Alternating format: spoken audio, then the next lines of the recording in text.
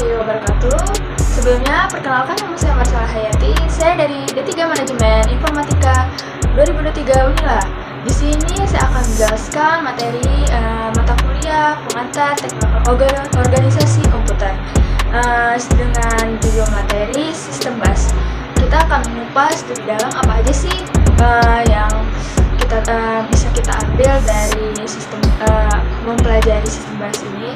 Yang poin di sini ada 5 poin yang akan saya bahas. Yang pertama itu definisinya, yang kedua itu ada fungsi, yang ketiga struktur, yang keempat jenis, yang kelima itu ada kesimpulan. Untuk yang pertama itu definisi sistem bus. Jadi definisi ini digunakan dalam konteks komputer dan teknologi informasi untuk merujuk pada saluran komunikasi yang digunakan untuk mengirim data antara komponen-komponen komputer dalam sebuah sistem komputer atau jaringan. Sistem bus menghubungkan CPU, RAM, kartu grafis, kartu suara, dan perangkat keras lainnya, memungkinkan pertukaran data dan informasi di antara mereka. Ini adalah bagian penting dari arsitektur komputer yang memungkinkan komponen-komponen berkomunikasi atau saling berinteraksi dan bekerjasama dalam menjalankan tugas-tugas komputasinya.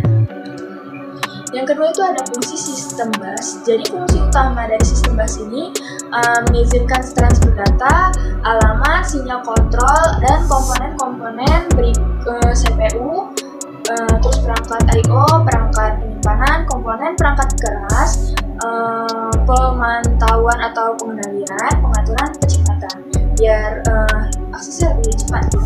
Sistem bus juga memerankan penting dalam mengkoordinasi komunikasi dan transfer data antara berbagai perangkat keras dalam komputer.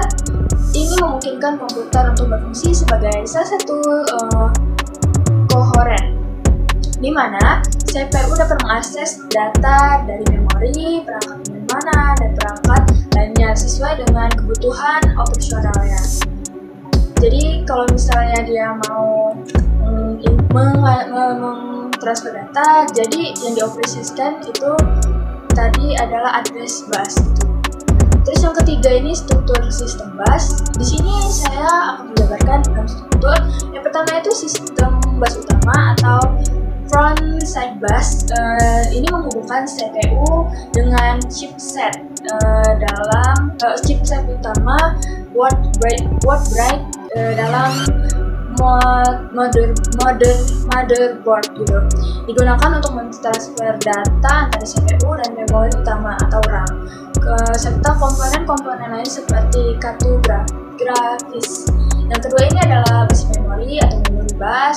Ini berfungsi untuk saluran khusus yang menghubungkan CPU dengan RAM sistem penyimpanan. Gunakan mengirim CPU ke RAM. Terus yang ketiga itu ada bus ekspansi atau expansion bus. Fungsinya itu menghubungkan CPU ke chipset utama dengan slot ekspansi seperti PCI atau peripheral component interconnect dan PCIe, yaitu peripheral component interconnect express di luar. Terus digunakan untuk menghubungkan kartu eksploitasi seperti kartu grafis, kartu suara, kartu jaringan. Terus yang keempat ini ada bus control ya. Digunakan untuk mengirim sinyal kontrol dan sinyal manajemen daya antara CPU dan perangkat lainnya dalam sistem I/O, input atau output ya, controller dan perangkat penyimpanan. Kemudian ini ada bus vokal. Di sini fungsinya menghubungkan CPU dengan perangkat internal seperti set CPU, bus arah, penghubung antara CPU dengan chipset utama. Yang kedua itu membantu meningkatkan kecepatan akses CPU terhadap data yang disimpan dan dalam cache gitu. Terus yang terakhir itu bus I atau O, input atau output. Nah, di sini sistem bus itu distrukturkan untuk saluran yang menghubungkan CPU dengan perangkat input atau output eksternal seperti keyboard, mouse, printer, perangkat penyimpanan eksternal. Terus poin yang keempat itu jenis umum bus gitu, bus. Yang pertama itu ada dedicated. Di sini penjabarannya itu yaitu bus yang khusus menyalurkan data tertentu, contohnya paket data saja atau alamat saja. Jadi dia tuh persatuan gitu, tidak bisa sekaligus. Kalau misalnya dia jalur data, alamat, ya address gitu, alamat. Yang kedua ini ada multiplex, yaitu bus yang dilalui informasi yang berbeda, baik data, alamat, sinyal kontrol dengan metode multiplex data.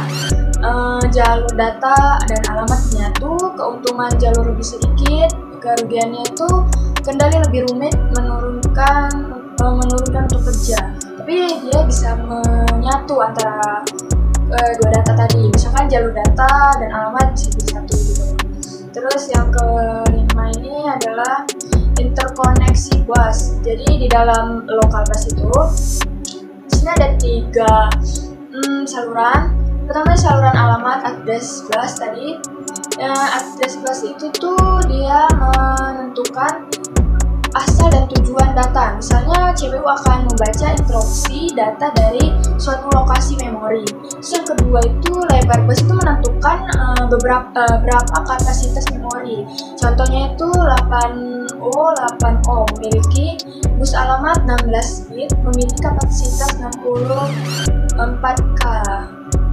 Yang kedua itu ada saluran kendali atau kontrol bus gitu.